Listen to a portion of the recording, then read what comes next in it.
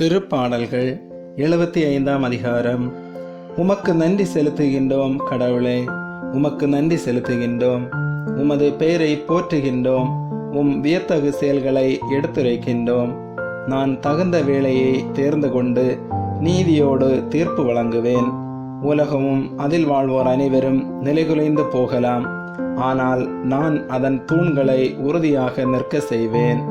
வீண் பெருமை கொள்வோரிடம் வீண் பெருமை கொள்ள வேண்டாம் எனவும், பொல்லாரிடம் உங்கள் வலிமையை காட்ட வேண்டாம், உங்கள் ஆற்றலை சிறிதளவும் காட்டிக்கொள்ள வேண்டாம், தலையை ஆட்டி இருமாப்புடன் பேச வேண்டாம் எனவும் சொல்வேன்.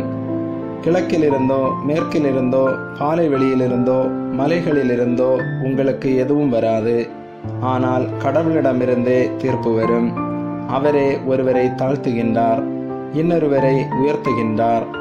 ஏனெனில் மதிமயக்கும் மருந்து கலந்த திராட்சை மது பொங்கி வழியும் ஒரு பாத்திரம் ஆண்டவர் கையில் இருக்கின்றது. அதிலிருந்து அவர் மதுவை ஊற்றுவார். உலகிலுள்ள பொல்லார் அனைவரும் அதை முற்றிலும் உறிஞ்சி குடித்து விடுவர். நானோ எந்நாளும் மகிழ்ந்திருப்பேன். யாக்கோபின் கடவுளை புகழ்ந்து பாடுவேன். பொல்லாரை அவர் வலிமை இழக்க செய்வார். நேர்மையாளரின் ஆற்றலோ உயர்வு பெறும்.